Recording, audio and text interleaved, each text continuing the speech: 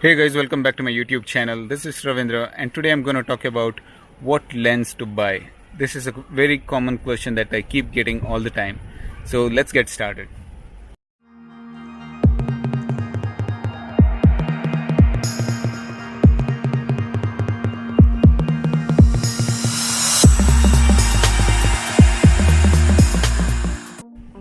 In this video, I'm going to mainly discuss about the widely used and the commonly used lens, and also starting from the basic to the advanced lens that can be used. I will start with the wide angle lens and I will not go too much into the fisheye because fisheye is highly distorted and that's a super wide angle lens.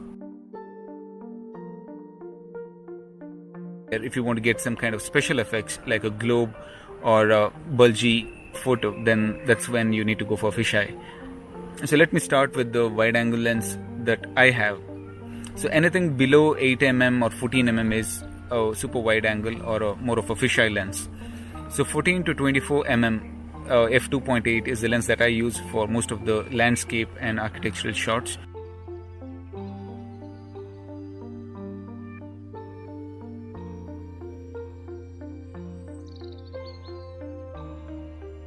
So it is a f2.8 lens. You get some real good quality shots, but then the lens that I use is FX lens, so this can be super expensive depending on whether it's FX or DX lens.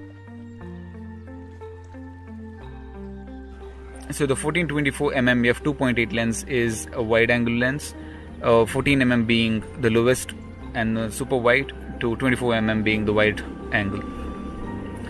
So the next lens is the 24 to 70mm lens, which is the ideal travel lens that I can say, but it's going to be a bulky one if you're using it for travel. I would highly recommend you to get a kit lens instead because it's much lighter. Unless you're going to use a lens for some professional work, if it's just for your website or YouTube, then I would recommend you to use a kit lens instead of 14-24 or 24 to 70. So before I go ahead with the 70-200, let me discuss about the 35mm f1.8 or 1.4 or the 50mm f1.8 or 1.4 lens.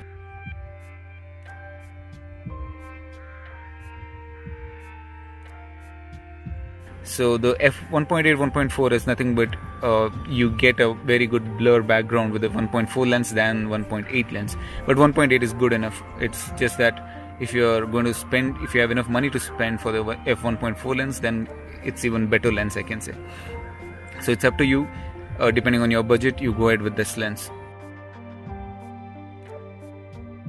It's ideal for a portrait kind of photography.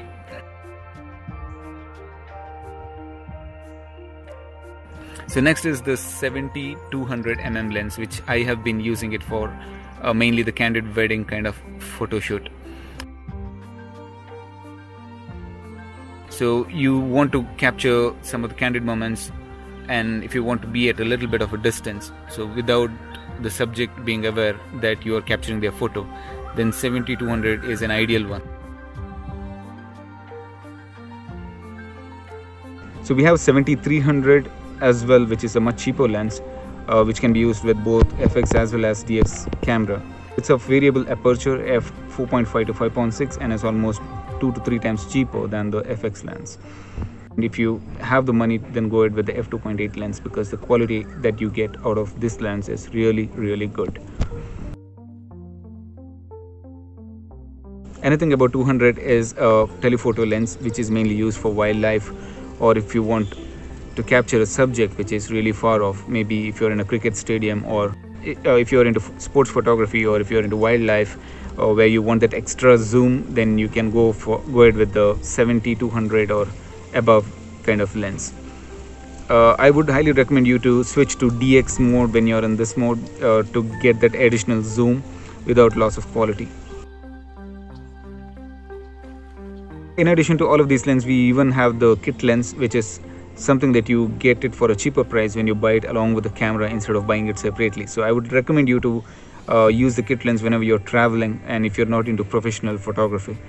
Only if you're into professional photography, then I would recommend you to go ahead with the f2.8 lens, or else it will be a huge hole in your pocket. Well, other than this, we have the macro lens, which is something that I haven't purchased. Then I just experimented with the cheap ring that you get by just reversing the 50 mm lens and adding that adapter and making it look more like a macro lens. So it worked, but then it's more of manual adjustment. So depending on your budget, you decide on what lens you want to buy, whether it's a f2.8 lens or f1.4 lens or a prime lens, or if it's a variable aperture. So usually the variable aperture lens are the ones which are cheaper, and that works fine for most of your needs. So that's it guys for this video. So go ahead, smash that like button. If you like my video, then subscribe to my YouTube channel. I'll be sharing many more videos of this kind in the coming days. So that's it from me. Cheers. Bye.